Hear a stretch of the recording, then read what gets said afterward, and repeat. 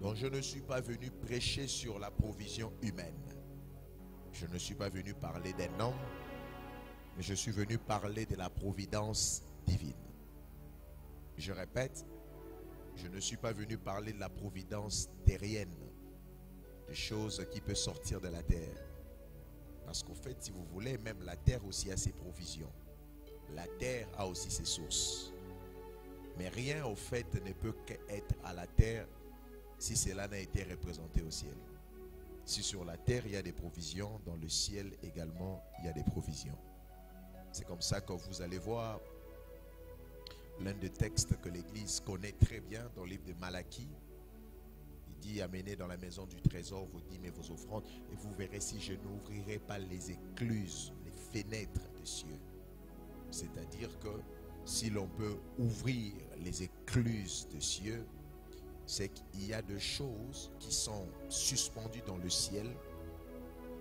Et lorsque nous posons certains actes sur la terre, ça permet afin qu'il y ait une passerelle, qu'il y ait une ouverture, afin que ce qui était arrêté dans le ciel vienne parmi les humains. Je ne sais pas si quelqu'un me comprend. C'est là qu'on parle de la provision divine.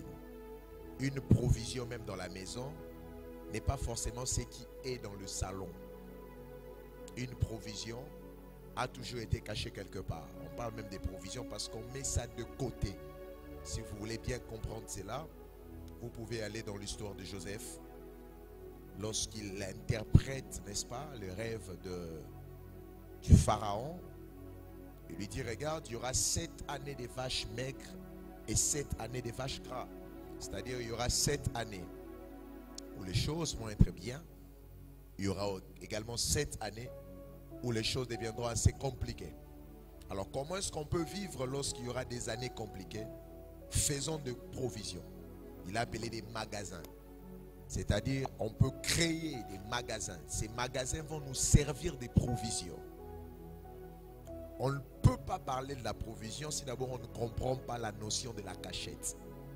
C'est-à-dire qu'il y a ce qui est vu de tous et il y a également ce qui ne se voit pas. Donc quand on parle de la provision divine, on doit comprendre ce sont des éléments que le Seigneur a prévus pour nous mais que nous ne voyons pas encore. Quelqu'un me dit amen, je continue. Donc vous voyez, quand on parle maintenant de l'ouverture des écluses des cieux, en fait il y a une sorte de passerelle entre le monde invisible et le monde visible. Il y a une sorte de passerelle entre ce que Dieu a prévu qu'on ne voit pas et ce que nous voyons déjà. Donc je commence en prophétisant. Pendant qu'on finira ce programme jusqu'à dimanche, il y a quelque chose que Dieu avait prévu pour toi depuis que 2024 a commencé, mais jusqu'à là tu n'as pas vu. Mais quand ce programme finira, il y a une sorte de passerelle qui sera établie et tu vivras cela et tu verras cela au nom précieux de Jésus-Christ. Si j'entends ton amen, tu seras la première personne à témoigner de la providence divine. Alléluia. Ceux qui me connaissent savent qu'on est prophète. Et le fait d'être prophète, c'est même ça le travail de prophète. Ce n'est pas d'abord de te dire ton nom, mais c'est de libérer la pensée de Dieu. Et ceux qui sont connectés à cette voie peuvent commencer à vivre leur miracle tout de suite même. Ne soyez pas comme des Ésaü, parce que lorsque vous viendrez plus tard, je vous dirai votre frère a tout pris. C'est plus mieux que ça? Merci. Gloire à Dieu. Donc je disais, ne soyez pas comme des Ésaü. Les Ésaü, c'est ceux qui viennent, c'est ceux qui comprennent des choses en retard. Et le fait même qu'ils comprennent en retard, ils viennent encore en retard. Et lorsqu'ils arrivent, on leur dit au fait, votre frère a tout pris.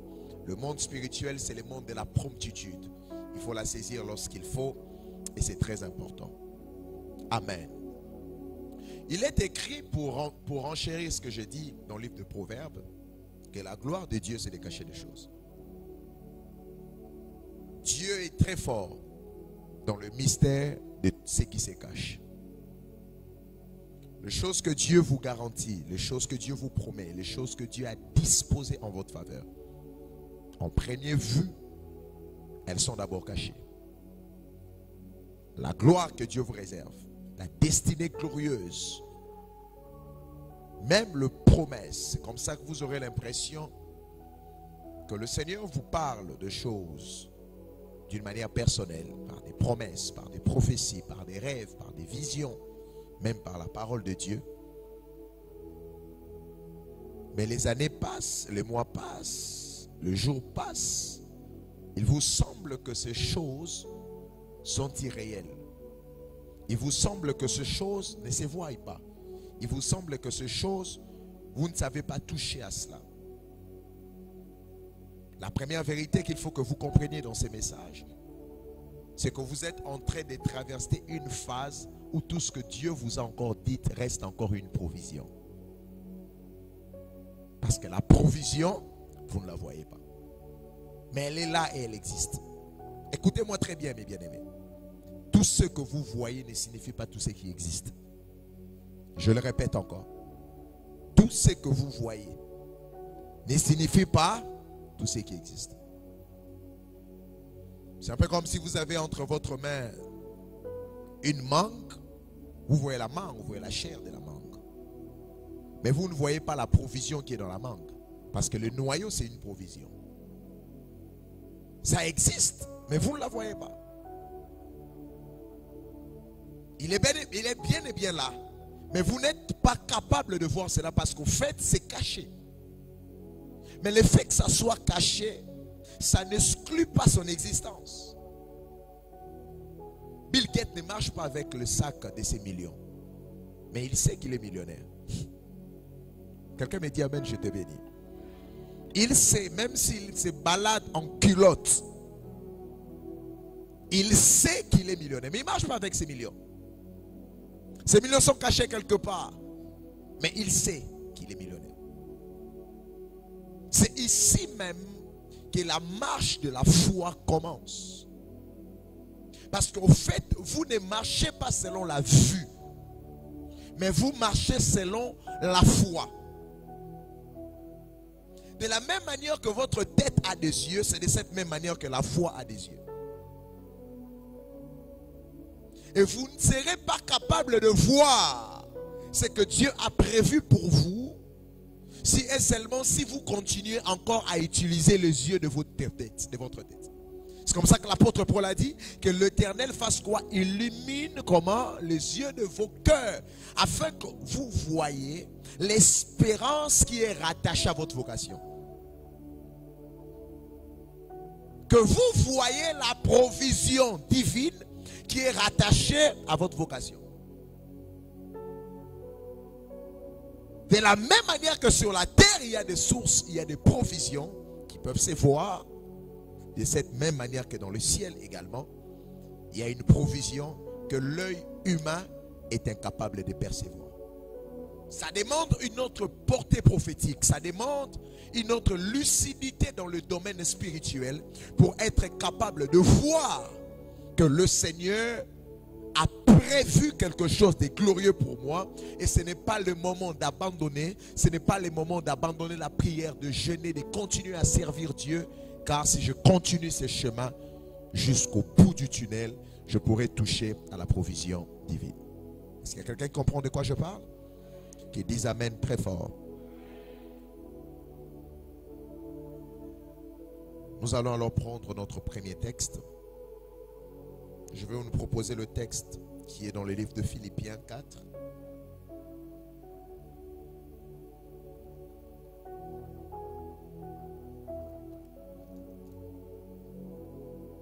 Philippiens 4, le verset 19e.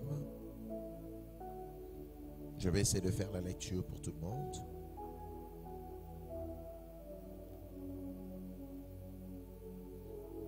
Il est écrit ceci. On peut rester assis, s'il vous plaît. Merci. Non, on peut rester assis. Merci beaucoup. Aujourd'hui, je vais être très basique et très enseignant. Le vendredi, je vais être dans beaucoup de services. Je vais prier pour les gens. Nous allons parler à certaines personnes. Et nous allons beaucoup prier ensemble. Je suis d'avis qu'on ne peut pas prier si d'abord on ne comprend pas pourquoi on doit prier. Donc permettez-moi de ne pas transpirer aujourd'hui. Si tu attends que je crie, je ne vais pas crier. Amen. Je dis Philippiens combien? 4. le verset 19. Allons-y si nous sommes ensemble. 1, 2, 3. Et mon Dieu pourvoira à tous vos besoins selon sa richesse avec gloire en Jésus-Christ. Et mon Dieu pourvoira. Donc nous avons un Dieu qui pourvoit. Dis ça au voisin. Oublie tout ce que le pasteur dit. Dis-lui ça. Oublie tout ce que le pasteur dit. Dis au voisin. Dis-lui, oublie tout ce que le pasteur dit. Mais n'oublie jamais que Dieu peut pourvoir. Et mon Dieu pourvoira. Pas selon votre richesse, mais selon sa grande richesse. Donc on ne peut pas dissocier le côté pourvoyeur de Dieu et sa richesse. Sa capacité est liée à son être. Je répète, sa capacité de faire n'est pas liée à ton docteur. Sa capacité d'agir n'est pas liée à ton diplôme, n'est pas liée à tes relations, n'est pas liée à la couleur de ton lit. Parce qu'en fait, la plupart des fois où on ne croit pas que Dieu agira, c'est parce que nous avons appris à rendre Dieu humain. Je peux le dire autrement. Nous avons humanisé un divin, c'est-à-dire nous avons pris Dieu, nous l'avons confondu à un humain.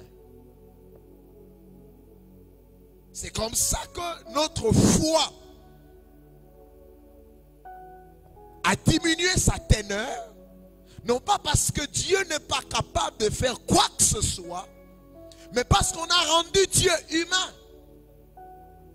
On a cru que Dieu était un homme. C'est pourtant c'est Dieu même se bombe la poitrine en disant je ne suis pas un fils de l'homme. C'est Dieu lui-même qui parle. Pourquoi il dit que je ne suis pas un fils de l'homme? Parce qu'il a l'impression que la plupart des fois, le fait que l'homme vit avec l'homme, le fait que l'homme est tellement habitué à l'homme, alors il prendra Elohim, il prendra Adonai pour le croire qu'il est comme Adam. Il est comme un humain. Dieu voisin, Dieu est Dieu tout court. Dis-lui ça, Dieu est Dieu tout court. Dis-lui, Dieu n'est pas un homme. Dis-lui ça, il ne faut pas oublier ça, Dieu n'est pas un homme. Et mon Dieu pourvoira à tous vos besoins selon sa richesse. Ça là c'est quoi? C'est le pronom possessif, je pense. C'est pas ça? C'est ici que la grammaire te rattrape. Hein? Tu as tellement fui l'école. C'est quoi? Mata, sa, notre, votre, leur, mettez, c'est, nos, voleurs. C'est ça ou c'est pas ça? Grammaire, hein? Il y a quelqu'un ici qui ne comprend pas. Il dit c'est encore dans quelle Bible? C'est dans Marc 16. Acclame pour Jésus. Acclame pour Jésus. Alléluia. Donc c'est un pronom, je disais, personnel. C'est-à-dire, ça les renvoie à son être. Pas à ton être. C'est la vérité qu'il faut que vous reteniez, mes bien-aimés. Quand Dieu veut agir dans votre vie, ça ne dépend plus de vous. Ça dépend de ça, pas d'état. Ce n'est ni par la force, ni par la puissance, mais c'est par son esprit. À chaque fois qu'on ne croit pas que Dieu agira, c'est parce qu'on ne regarde plus à ça. On regarde à notre lit. Notre compte en banque, notre carnet d'adresse, le type de numéro que nous avons. Et finalement, quand on tombe dans tout ça, on se dit, il n'y a plus de provision. Je prophétise pour toi ce soir. Il y a un miracle qui t'arrivera non pas à cause de toi, mais à cause de sa grande richesse. Il y a un Dieu au ciel, je ne sais pas qui je parle. Tu seras guéri non pas à cause de l'argent que tu as, non pas à cause de ton bien-être. Je dis tu seras guéri à cause de sa puissance. Tu sortiras de cette situation à cause de sa puissance. Tu connaîtras la gloire dans ta destinée à cause de sa puissance. Tu quitteras de 1 à 100 à cause de sa puissance. Tes entreprises monteront sans redescendre à cause de sa puissance. Si tu me donnes le plus grand des amens, vis ces miracles au nom de Jésus. Tu ne te marieras pas à cause de ta beauté, mais à cause de sa puissance. Cette église ne montera pas à cause de l'onction de l'homme de Dieu, mais à cause de sa puissance. Nous devons atteindre la dimension de cesser de regarder envers nous-mêmes et de commencer à regarder envers sa puissance et sa pleine capacité de faire. Quelqu'un comprend de quoi je parle? Mon Dieu pourvoira à tous vos besoins selon sa puissance. C'est bizarre en fait, parce que ce texte veut dire que sa puissance peut opérer dans tous les besoins.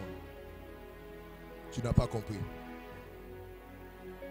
Je peux être puissant, mais il y a des cas que je ne peux pas résoudre. Quelqu'un me comprend? Je peux être puissant financièrement, mais il y a des cas que je ne sais pas résoudre parce qu'en fait, le cas est allé au-delà de mon budget.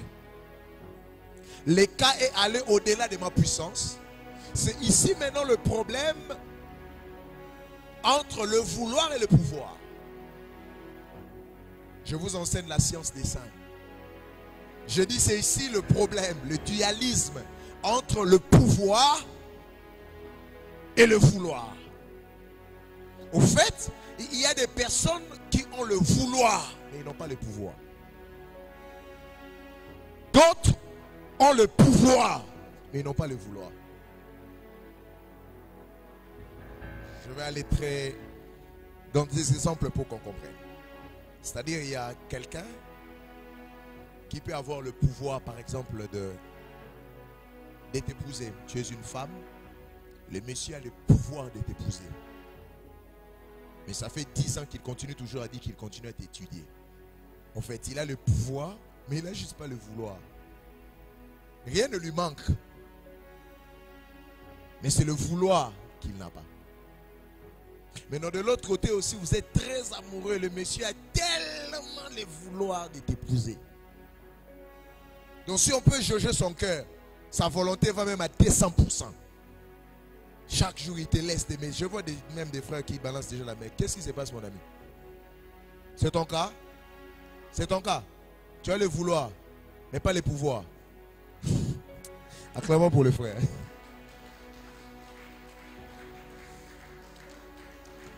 Les frères qui ont le vouloir et qui n'ont pas le pouvoir, ils ont seulement les mots. Oui. Chérie, ça ira. Je te promets, chérie. Au fait, le problème c'est volonté des alliés. Problème des alliés, ma coquine des athées. Quelqu'un me comprend? Quelqu'un me comprend? C'est comme ça le père du fils lunatique a dit à Jésus, si tu veux, tu peux le guérir. Seul Jésus mélange le pouvoir et le vouloir. Quelqu'un ne m'a pas compris. J'ai dit seul Jésus. Il mélange. Donc il veut te bénir et il peut te bénir. Tu es en retard. Tu es en retard de dire amen. En fait, je ne veux pas que tu sois en retard de la compréhension. Il veut te sortir de cette situation. Mais il ne s'arrête pas seulement là. Il peut aussi te sortir de cette situation. Je ne parle pas de ton grand-père. Je parle de Jésus. Il voulait sauver l'homme et il pouvait aussi sauver l'homme. De Adam jusqu'à Jean-Baptiste. Tous ces gens qui sont venus, ils avaient la volonté de sauver l'homme. Mais ils n'avaient pas le pouvoir de sauver l'homme. Moïse voulait sauver l'homme, mais il ne pouvait pas. Le sang était tellement, plutôt le prix était tellement énorme. Le sang d'un humain ne pouvait pas sauver un humain. Le sang d'un animal ne pouvait pas sauver un humain. C'est comme ça que l'Abbé dit, tu as voulu ni offrande ni holocauste. Parce que c'est ça au fait le mystère de ce qui s'est passé avec Jonas. Tu me dis amen, je te bénis avec cette révélation. Il est au fait au milieu de la tempête. C'est la colère de Dieu et le capitaine prend des marchandises, il jette dans l'eau. Mais la tempête ne se calme pas. Pourquoi? Parce que le problème ce n'était pas des marchandises. Le problème c'était un gars qui était au coin qui s'appelait Jonas. La colère de Dieu s'élève après qu'Adam ne pêche. Et depuis Adam jusqu'à Jean-Baptiste, Dieu a jeté des marchandises, mais la tempête ne se calmait pas. Dieu a jeté Élie, ça ne se calme pas. Il jette Élisée, ça ne se calme pas. Il jette Naoum, Habakkuk, Esaïe, ça ne se calme pas. Il jette les grands prophètes Moïse, ça ne se calme pas. Il jette Abraham, il jette même Jean-Baptiste, le plus grand qui sont nés d'une femme. Ça ne se calme pas. Pourquoi? Les prix étaient énormes. Et tous naissaient d'une femme. Et dans leur sang, il y avait le péché. Un aveugle ne peut pas sauver un aveugle. Il a fallu le sang pur pour sauver les sangs qui étaient infectés. C'est comme ça que Jésus n'est pas né par les relations intimes. Il est né d'une manière surnaturelle. Et l'ange a dit, le saint enfant qui naîtra de toi. Jésus est le seul enfant qui est né saint. Je peux avancer avec toi? En fait, il est né saint parce qu'il n'est pas passé par les mécanismes que tout le monde passait. Les sangs ne sont pas mélangés pour donner naissance au péché. Parce que David a dit, je suis né dans le péché, ma mère m'a enfanté dans l'iniquité. Oh, Jésus n'est pas né comme David. Jésus est né par la puissance du Saint-Esprit. Et quand il vient sur la terre, lui dans son sang, il n'y a pas de péché. C'est comme ça il dit, le chef de ces mondes est venu vers moi, mais il n'a rien trouvé de lui en moi. C'est comme ça que la Bible dit, il peut sauver parfaitement ceux qui s'approchent de Dieu. Au-delà du vouloir, parce que pour monter à la croix, il fallait qu'il accepte. C'était la volonté. Il peut aussi. Lève ta main, toi, très fort. Crie très fort, éternel. Tu es en retard. Dis très fort, éternel. Encore éternel. Une fois de plus, éternel. Je sais que tu veux. Et je sais que tu peux. Quelqu'un me dit amen. Acclame pour l'éternel que tu as crié.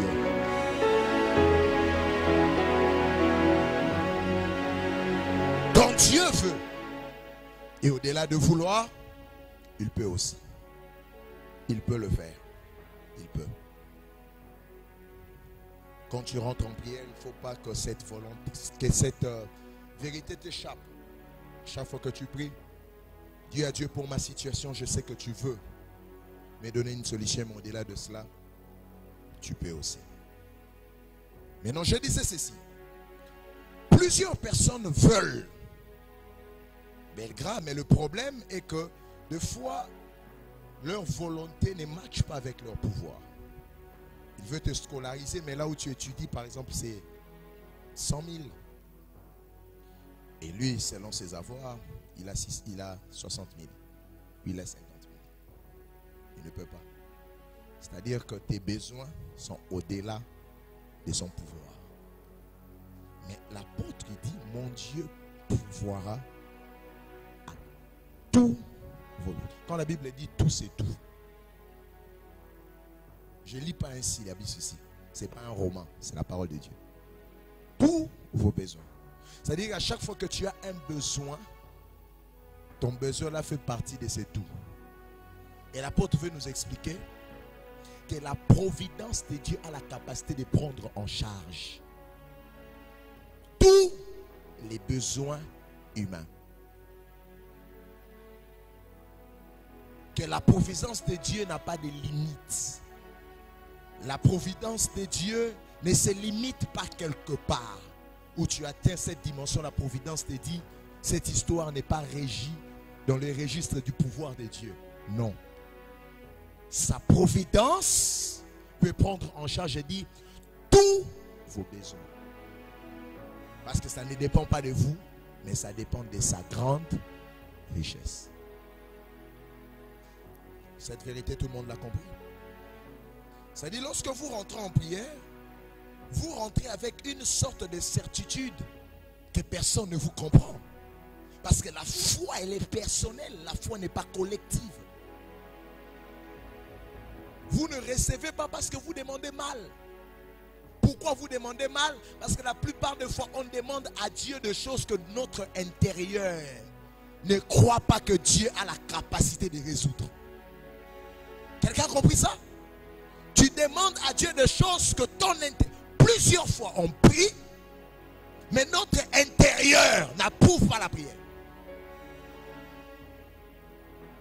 Combien de fois ici Dieu nous a exaucés, on était surpris. Tu es surpris.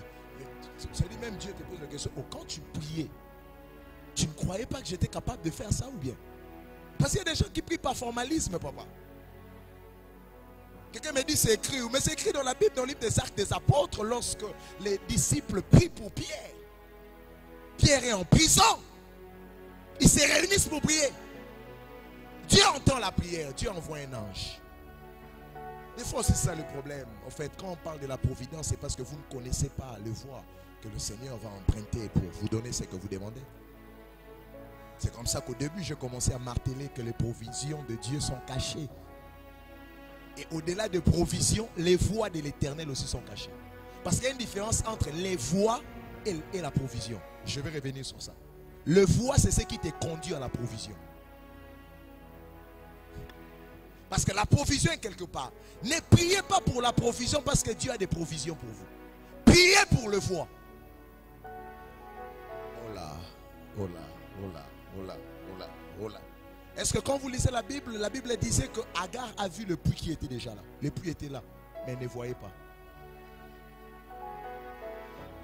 C'est que Dieu a prévu pour vous, ça existe déjà.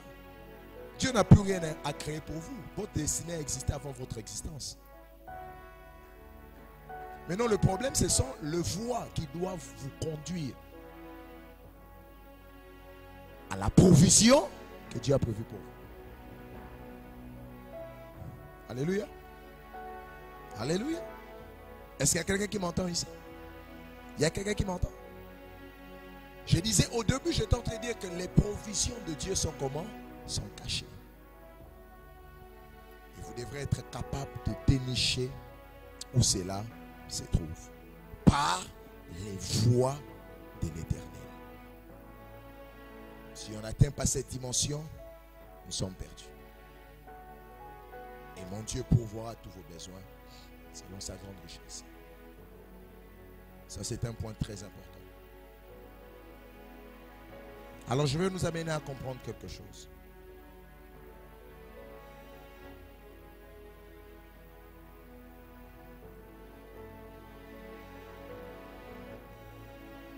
Aujourd'hui, je vais parler d'un seul point. Sur comment dénicher les provisions de Dieu.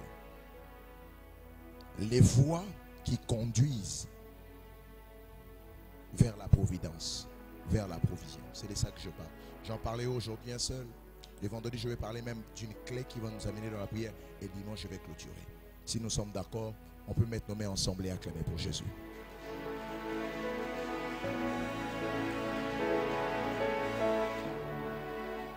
Bien-aimés, écoutez la première vérité. Ce qui vous sépare de votre provision ne s'appelle pas le temps. Entre vous et la provision divine, ce qui vous sépare, la distance là, la première bêtise qu'il faut que vous mettez dans votre tête, que vous vous dites que c'est le temps. C'est ce qui vous amène à être passif. Vous vous asseyez, vous dites, j'attends les temps de Dieu. Ça fait comme beaucoup de gens ici. Tu ne te maries pas, pourquoi? J'attends les temps de Dieu. Je ne sais pas, les temps de Dieu là, c'est quand pour vous, hein? Moi, j'ai connu des gens comme ça, ils disaient qu'ils attendaient les temps de Dieu. Avant, ils étaient amis à nos parents. Ils attendaient les temps de Dieu. Il est devenu ami à nos grands frères. Il attend les temps de Dieu. Il devient notre ami. Il attend les temps de Dieu. Il devient l'ami de nos petits frères. Il attend les temps de Dieu. Bientôt, il va devenir ami de nos enfants. À Kinshasa, on les appelle on l'appelle les du quartier, les vieux du quartier. Il connaît tout le monde au quartier. Quand tu lui poses la question, mais comment les gens progressent? Toi, tu ne progresses pas. J'attends les temps de Dieu. Et ça te rend philosophe. Ah, les gens partent vite dans la vie. Ils se perdent. Nous, c'est seulement les temps de Dieu. Nous, on n'est pas pressés dans la vie. Et ça te rend même aigri. Faites attention aux personnes qui échouent dans la vie. Ils deviennent aigris. Ils critiquent tout. Ah, il ne faut pas être pressé. Ce sont des étoiles filantes. Ça brille et puis ça disparaît. Mais toi-même, petite brillance là, tu n'as jamais commencé. Tu n'as jamais goûté d'abord c'est quoi que ça veut dire briller. Tu attends les temps de Dieu. Et encore pire à l'église. Ils font 5 ans, ils attendent le temps de Dieu. Le pasteur prêche avec l'onction et ils attendent le temps de Dieu.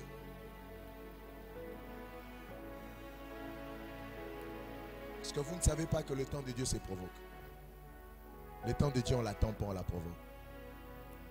Je dis le temps de Dieu, on ne l'attend pas, on le provoque. Répète avec moi.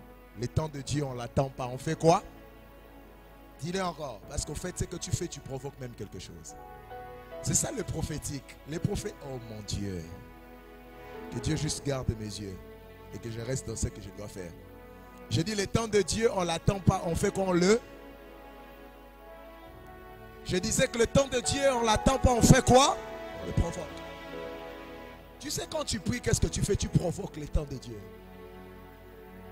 C'est ce que Marie a fait. Marie a provoqué un temps par son intercession. L'intercession mariale, l'intercession de Marie a provoqué un miracle qui n'était pas prévu en ces temps-là. Jésus a dit, qui a dit entre toi et moi, mon temps, c'est le temps de Dieu, n'est pas encore arrivé.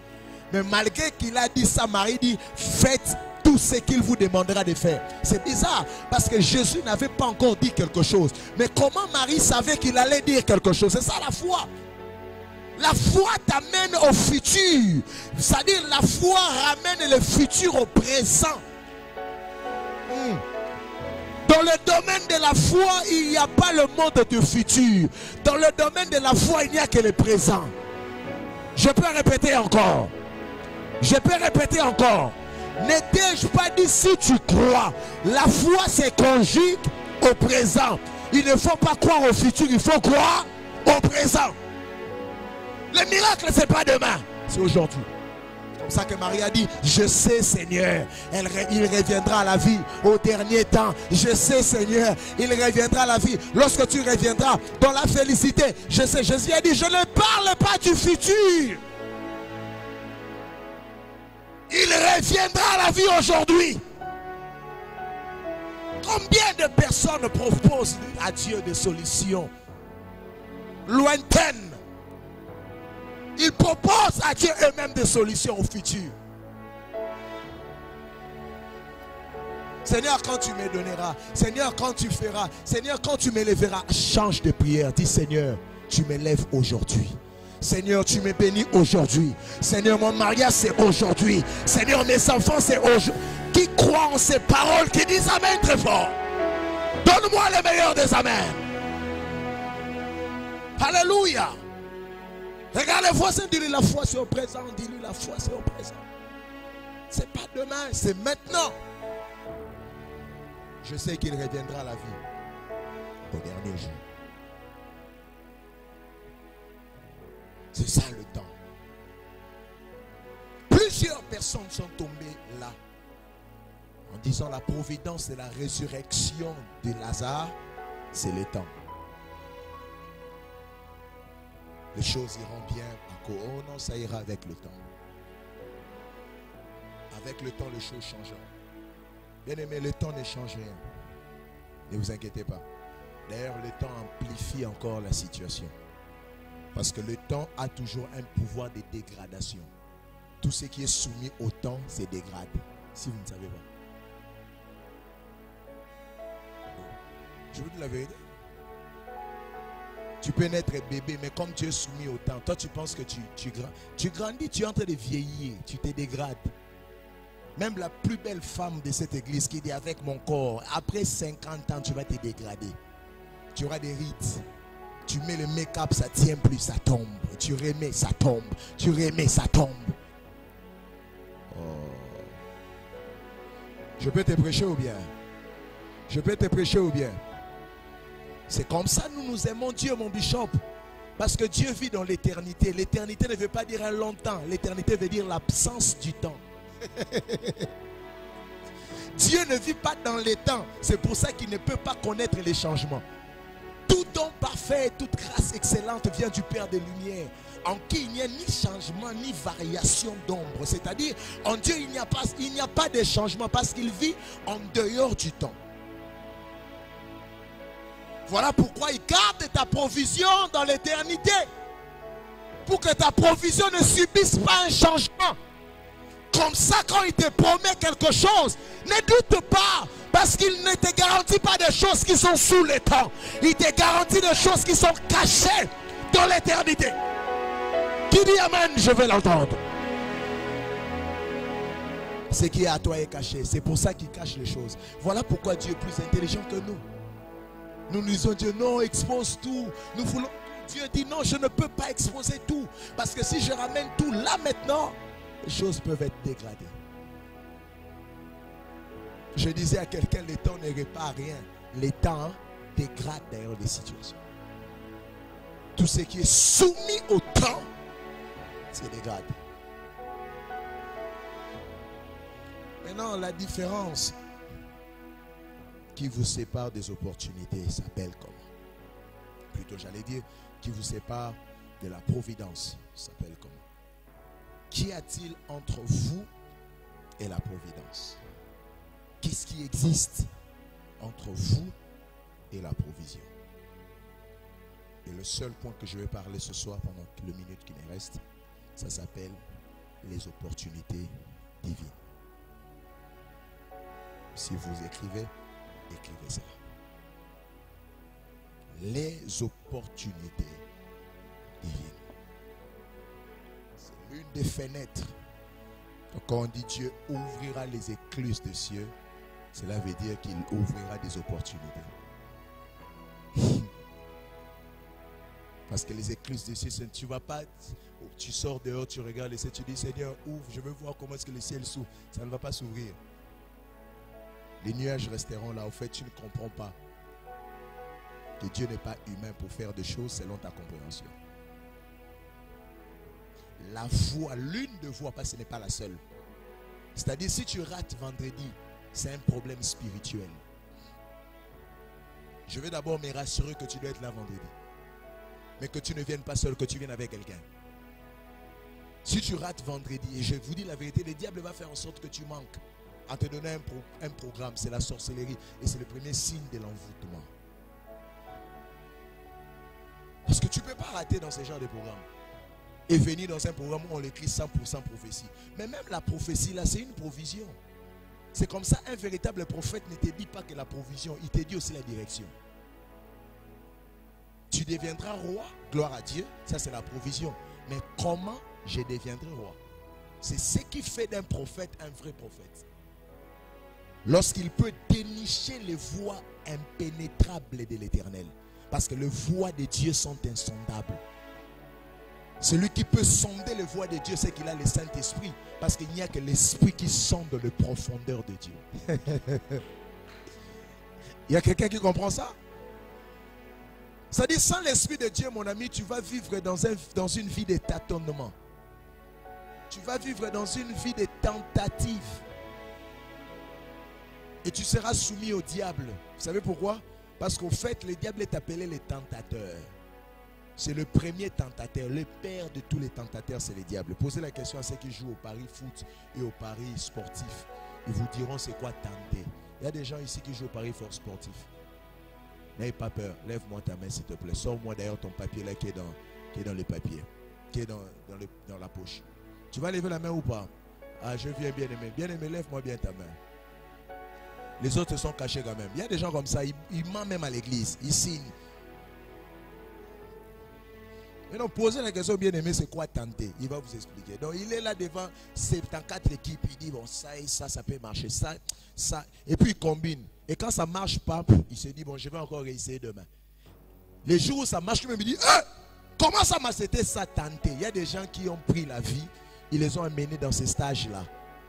De tenter les choses. Il essaie. C'est comme ça, il avait commencé avec l'économie, ça n'a pas marché. Il laisse, il entre informatique de gestion. Il laisse, il va comptabilité. Présentement, il va aller à l'agronomie.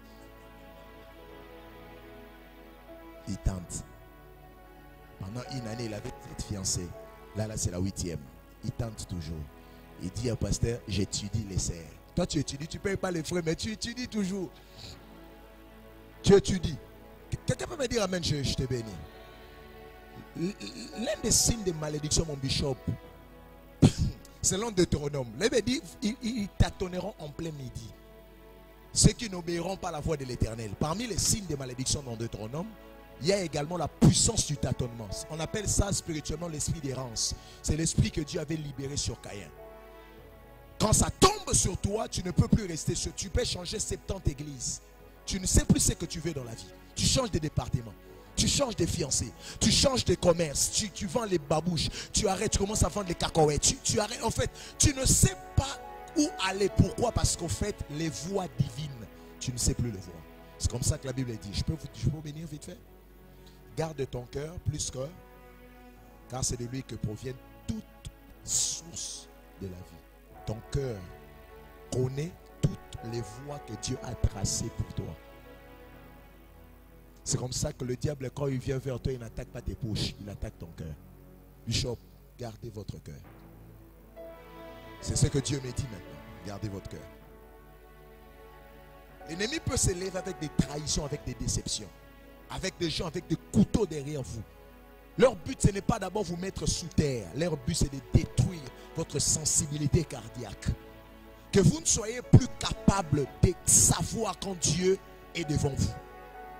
Parce que Dieu se cache. La gloire de Dieu est de cacher les choses. Et la gloire de roi est de révéler les choses. Or, qui sont les rois? Car il a fait de nous des rois et des prêtres. C'est-à-dire, si vous êtes dans le sacerdoce christique, vous êtes roi et vous êtes reine. Parmi les choses que vous devrez être capable à faire, c'est de révéler les cachettes de Dieu. Tu n'es pas avec moi, tu n'es pas avec moi. C'est ce qui se passe avec Jean-Baptiste.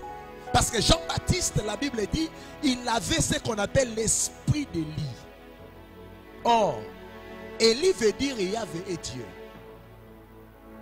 Ça va? Elia, ça veut dire Yahvé et Dieu.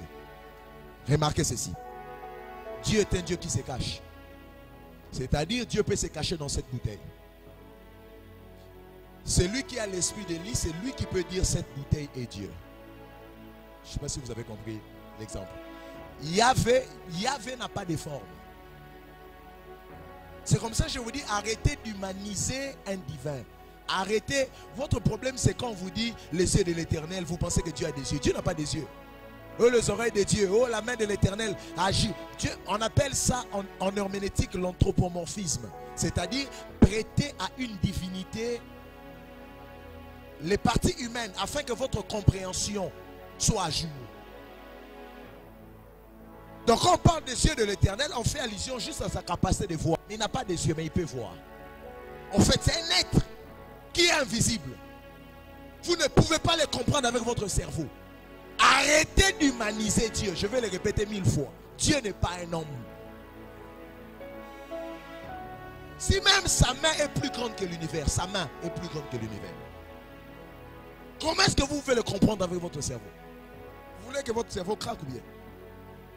Maintenant, Élie avait dit Yahvé est Dieu. Donc, comme c'est un Dieu qui ne se voit pas, Dieu maintenant se cache. Il se cache dans des images. Il se cache dans des corps.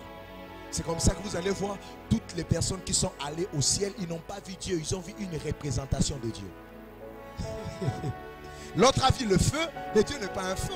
C'est une représentation. Dieu a pris la forme du feu. Au Jourdain, il est descendu dans une colombe. La Bible dit que le Saint-Esprit est descendu comme une colombe. Il n'est pas une colombe, mais il était comme une colombe ce jour-là. Faites attention de voir toutes les colombes et de l'appeler le Saint-Esprit. C'est une bêtise. Parce que vous n'avez pas compris qu'une forme n'est pas la réalité. Quelqu'un m'entend ici? Est-ce que je bénis quelqu'un? Maintenant, Élie veut dire Yahvé et quoi? Et Dieu. Donc, celui qui a l'esprit d'Élie a la capacité de dénicher la cachette de Dieu. C'est comme ça que Jean-Baptiste, possédant cet Élie, pouvait voir la cachette de Dieu dans un corps de 33 ans. Quand il voit Jésus venir, il dit, oh, mais voici l'agneau. On lui dit, mais ce n'est pas un animal. Il dit, vous ne voyez pas ce que moi je vois. Tu as arrêté mon ami. Joue, toi ne t'emporte pas. Il dit, voici l'agneau de Dieu. On lui dit, mais ce n'est pas un animal. On vit avec ses frères et sœurs ici. Il dit, vous ne voyez pas ce que je vois. Et Jésus vient pour qu'il soit baptisé. Et Jean-Baptiste dit c'est impossible. Il dit je ne peux pas te baptiser. Je ne suis même pas digne de l'Église testament. Jésus lui dit faisons ce qui est juste. Je comprends que tu as des yeux que d'autres n'ont pas, mais faisons quand même ce qui est juste. Mon ami, lorsque tu as cet esprit, parce que nous avons plus que l'esprit d'Élie. C'est comme ça qu'Élisée a demandé la double portion. Mais en fait, il n'a pas reçu la double portion parce que nous avons la double portion. Nous n'avons pas l'esprit de Dieu, nous avons le Saint-Esprit en nous. La capacité de dénicher les cachettes de Dieu. Bien aimé, tu peux dénicher les millions dans la braise. C'est la capacité de voir que Dieu te donnera des millions en vendant au coin de l'avenue. Des gens te disent, mais tu fais quoi au coin? Tu dis, vous ne voyez pas ce que moi je vois. Tu peux voir le futur président dans ces jeunes hommes qui étudient encore à l'université. Oui, il te drague. Toi, tu refuses, tu dis, je suis en train de chercher un papa. Ma soeur, tu dois voir le Saint-Esprit pour voir ce que les humains ne voient pas. Qui dit Amen, je vais l'entendre. Dis encore Amen, je t'entends. Un Amen plus fort que ça. Je n'aime pas les personnes qui tombent dans le matérialisme et dans la vue, la vue extérieure. Dieu ne regarde pas ce qui frappe aux yeux. La gloire de Dieu, c'est de cacher les choses.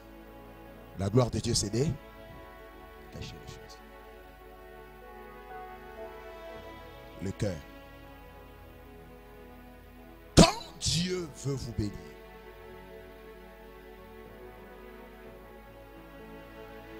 la différence ne s'appelle pas le temps. Ça s'appelle les opportunités.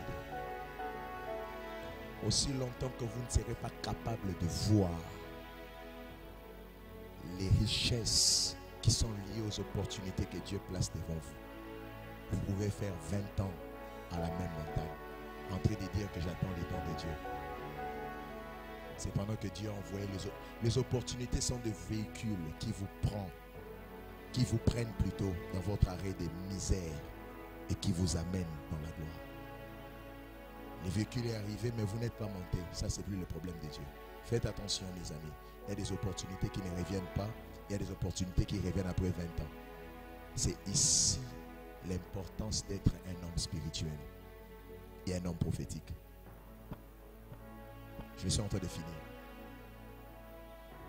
Je veux me donner un texte.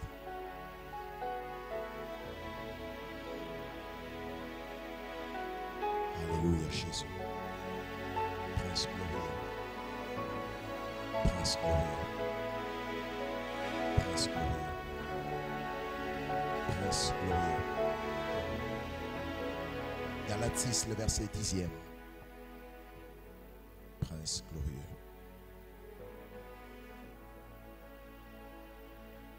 Galates 6, le verset 10e.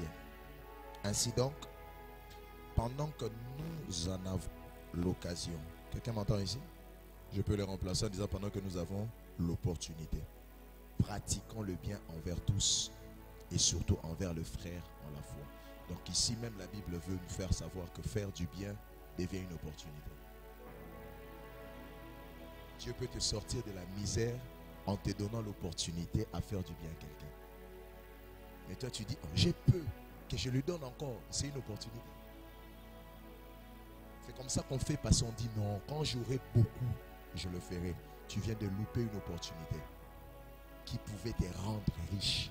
Parce que la main qui donne, c'est la main qui reçoit. Quelqu'un comprend la profondeur de ce que je dis? Maintenant, les opportunités ne s'écrivent pas quand ça vient. Opportunité, non. Des fois, ça vient d'une manière la plus simpliste qui peut exister et désintéressée.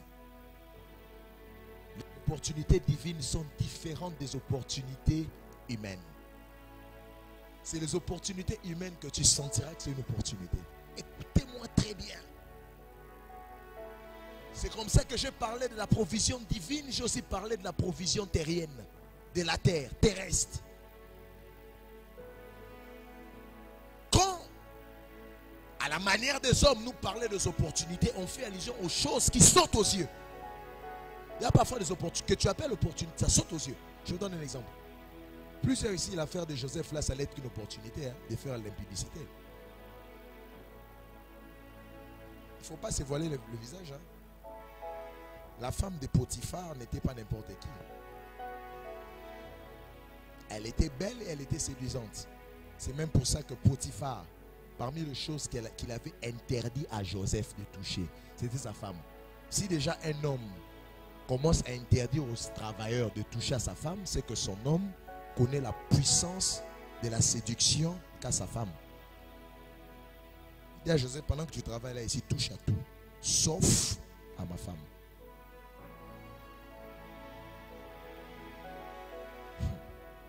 Donc la femme de Potiphar propose Joseph.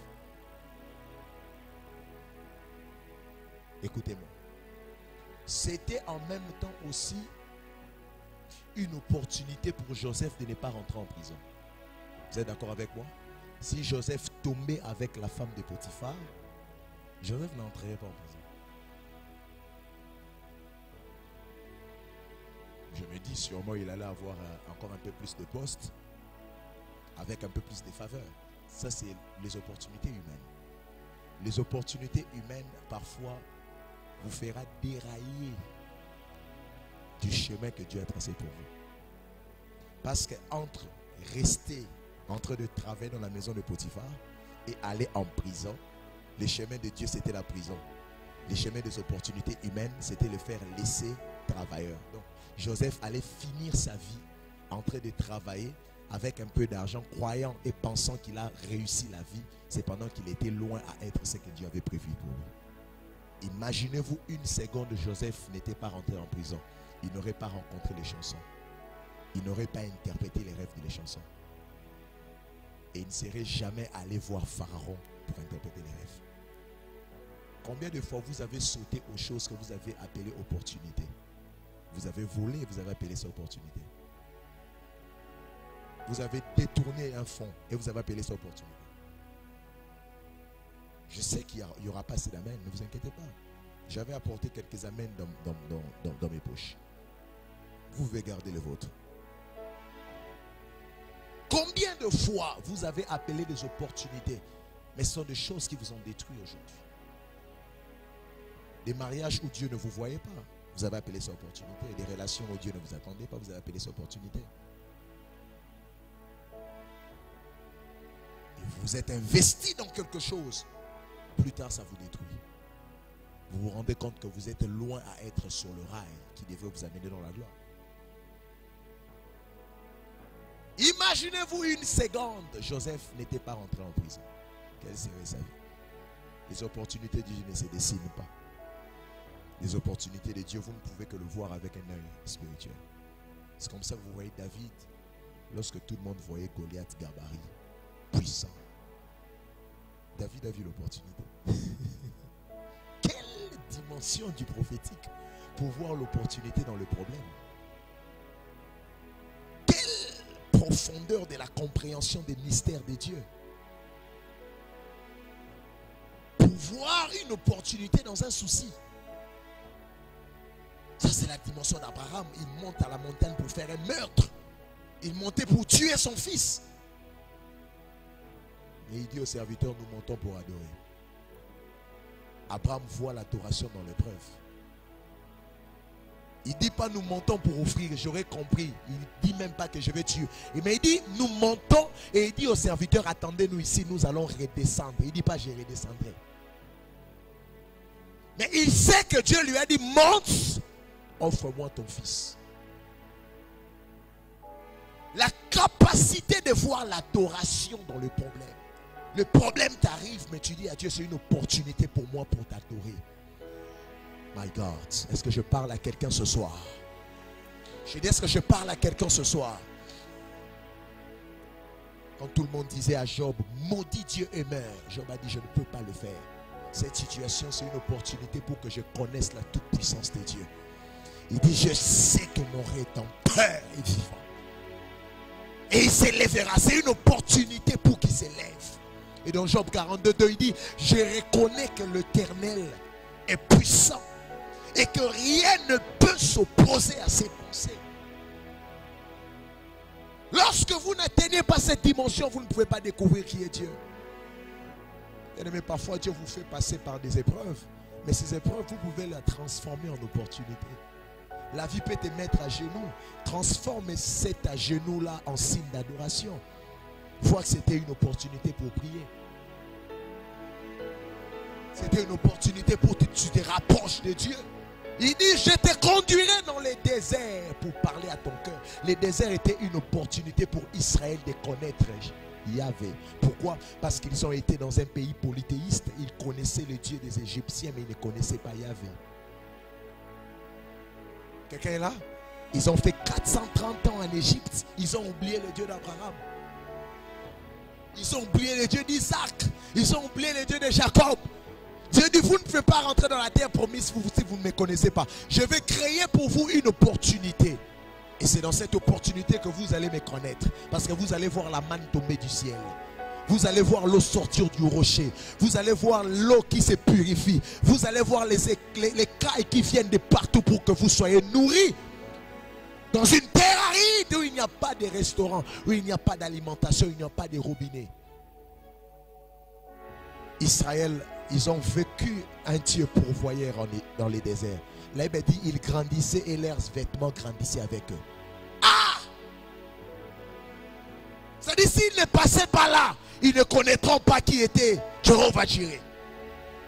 Abraham, s'il n'arrivait pas à la montagne, il ne connaîtra pas qui était Jéhovah-Jireh. Il fallait qu'il arrive à la montagne. Il y a des épreuves qui ont pour but de vous montrer qui est Dieu. Je me vois ces jours-là, il monte à la montagne.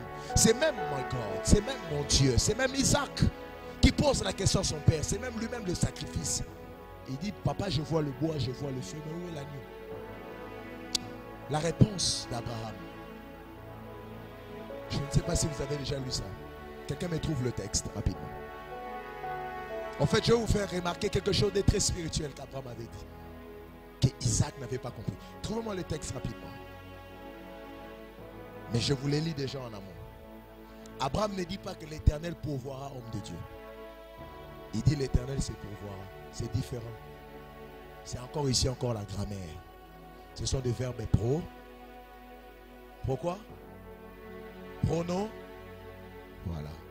Il y a encore quelqu'un qui dit ici c'est écrit où? Il ne comprend même pas pronominaux. C'est-à-dire qu'on dit il se pourvoira. Le verbe pronominal, en fait, ça remet l'action à celui qui conjugue. Ils se mangeront. Ça veut dire qu'ils vont se manger entre eux. Ils ne mangeront pas autre chose, c'est eux-mêmes. Quelqu'un me comprend? Ils se laveront. Ça veut dire qu'ils vont le faire entre eux. Ils ne laveront pas quelqu'un d'autre. Vous avez trouvé le texte? Vous avez trouvé? Lis s'il te plaît.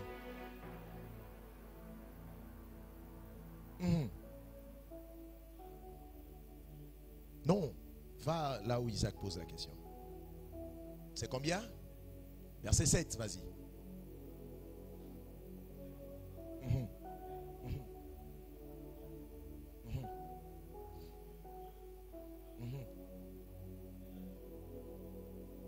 Continue.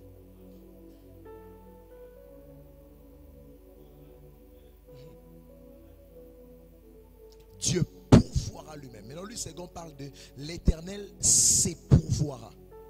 Dieu pourvoira lui-même.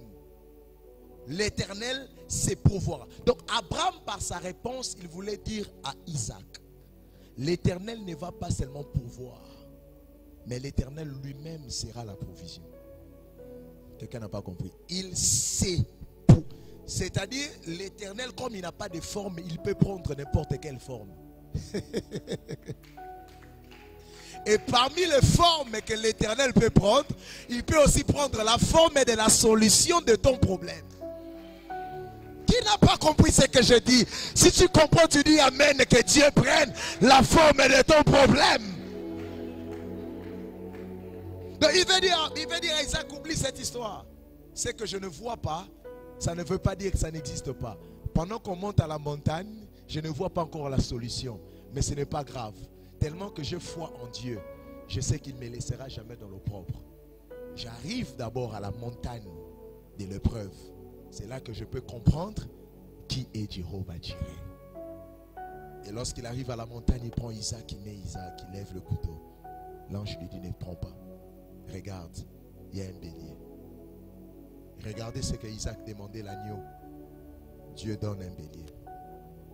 Isaac demandait où est l'agneau. Mais Dieu donne un bélier. La provision de Dieu va toujours au-delà de la requête. Parce qu'un bélier, c'est les parents de l'agneau. L'agneau, c'est un petit bélier. Isaac demande le pain, Dieu donne une boulangerie. Ça, c'est ça la provision. La provision humaine, c'est le pain. La provision divine, c'est la boulangerie. Oh là. Je prophétise au nom de Jésus que Dieu te choque par sa provision. Je dis que Dieu te choque par sa provision. Qu'il aille au-delà de tes prières. Or à celui qui peut faire infiniment et au-delà de ce que nous demandons. Nous avons un Dieu qui ne fait pas des choses comme des hommes. Il n'y a que des hommes qui donnent aux humains ce que les humains demandent. Dieu au ciel donne au-delà de ce qu'un homme demande. Abraham demandait un fils, Dieu ne lui a pas donné un fils, Dieu lui a donné 7 fils. Je ne sais pas à qui je parle ce soir. Je prie au nom de Jésus, je demande un mariage, mais que Dieu te donne un glorieux mariage. Qui te donne un homme qui vaut la peine. Pas seulement un mariage qui rajoute les enfants. Pas seulement les enfants qui rajoutent la bonne éducation des enfants. Et cela sont les partages de quelqu'un en ces lieux. Tu demandes le travail que Dieu te donne toi-même, ta propre entreprise. Je dis que Dieu te donne toi-même ta propre entreprise. Que tu bâtisses de choses qu'aucune personne n'a bâties dans ta famille. Pourquoi? Parce que vous n'avez pas tous le même maître. Vous n'avez pas tous le même maître. On peut tous naître de la même maison, mais on n'a pas les mêmes destinées, mes amis. On n'a pas tous le même maître. On n'a pas tous les mêmes providers. C'est quoi en français? Pourvoyeur. Donc, je voulais dire, les gens là qui envoient l'internet, on les appelle comment? Les providers, c'est ça. Fournisseurs. On n'a pas tous le même fournisseur. On n'a pas tous le même. Nous avons les véritables.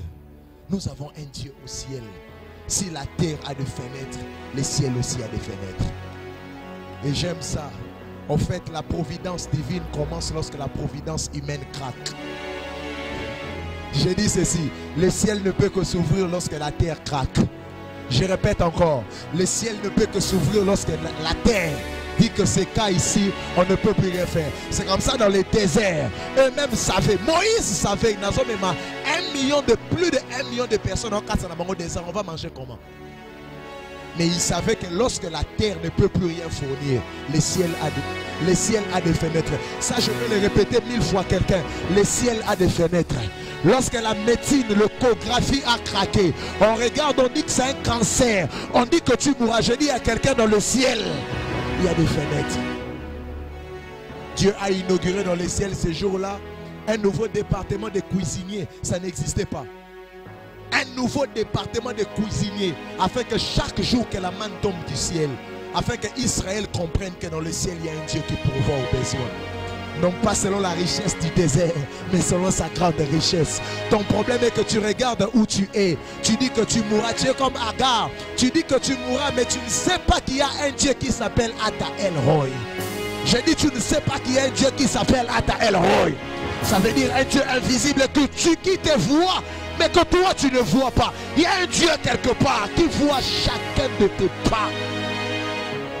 Que toi tu ne vois pas. Pourquoi tu pleures? Pourquoi tu te lamentes? C'est ça ma question pour toi ce soir. Pourquoi tu te lamentes? Pourquoi tu es dans les gémiriades? Pourquoi tu es dans ça? Tu regardes la couleur de ton lit, c'est ça le problème? Tu regardes ton diplôme? Tu regardes le temps? Je te dis que ce n'est pas question du temps, c'est question des opportunités. Et les opportunités sont là devant nous. Ces preuves sont des opportunités. Ces situations que tu ne comprends pas sont des opportunités. David a dit, quel est cet incirconcis? Il pose la question, mon révérend. Qu'est-ce qu'on fera à la personne qui on lui dit, celui qui abattra cet homme, on prendra la fille du roi. Il se rappelle qu'il avait une prophétie sur sa tête. Il y a une prophétie sur ma vie. Je ne peux pas échouer. Je ne fuirai pas, Seigneur. J'achèverai ma course. Il y a une prophétie sur ma vie. Je ne peux pas échouer. Je ne fuirai pas, Seigneur. J'achèverai ma course. There is a prophecy over me. Je ne peux pas échouer. My God. My God. J'ai l'impression qu'il y a dans le ciel un livre qui s'ouvre. Et on était comme en train de pousser un livre. Et le Seigneur me dit, il y avait des prophéties qui étaient sur la table et qui reviennent sur la table. Qui reviennent sur la table, qui reviennent sur la table. Qui reviennent sur la table. Qui reviennent sur la table. Qui reviennent sur la table. Quelle est cette circoncis? On lui rappelle la prophétie, il dit, quand vous voyez le gabarit, moi je vois l'opportunité. Je vais dire à quelqu'un, cette semaine ici, Dieu va créer des opportunités devant toi. Elle peut être insignifiante, mais ça t'amènera quelque part avant que cette année ne finisse. C'est une prophétie qui concerne quelqu'un ce soir. Je ne demande plus à Dieu un miracle. Je demande maintenant des opportunités. Je ne demande plus à Dieu l'onction. Il t'a déjà suffisamment équipé. Le temps est arrivé où Dieu doit maintenant créer des voies. My God. Mais au-delà des voies, qu'il t'ouvre aussi les yeux. Que tu sois capable de voir. Je dis que tu sois capable de voir. Que tu sois capable de voir. Si tu sens dans ton esprit qu'il faut que tu commences à prier, tu es libre. Moi, j'ai déjà fini mon message. Voilà, maintenant, c'est aussi une opportunité pour quelqu'un à prier. Mais il faut que tu comprennes que ce n'est plus le moment d'entendre le message. Le ciel vient déjà de s'ouvrir. C'est le moment de s'allonger par terre. C'est le moment de prier en langue. C'est le moment de venir à l'hôtel. C'est le moment de faire des offrandes. Il faut voir ce que les autres ne voient pas. Il faut voir ce que les autres ne voient pas. Je disais, il faut voir ce que les autres ne voient pas. Il faut voir ce que les autres ne voient pas. Anne avait compris que son enfant n'était plus dans la chambre. Son enfant était à l'hôtel. Ce jour-là, Anne a laissé la chambre. Elle a compris que l'hôtel était une opportunité. Si pour les autres, les relations intimes sont des opportunités pour avoir les enfants, elle avait compris que l'hôtel était devenu une opportunité pour elle. Chaque prière ne se ressemble pas. Je dis chaque prière ne se ressemble pas. Il y a des jours où tu pries et la carrière change. Il y a des jours où tu pries, le cours de l'histoire change. Il y a des jours où tu pries et il y a oh my God, oh my God, oh my God. Oh my God, oh my God. Ne me dis pas qu'hier j'avais prié. Ne me dis pas avant-hier j'avais prié. Ne me dis pas l'année passée j'avais prié. Mon ami, vois ce moment comme une opportunité divine. Vois une opportunité divine.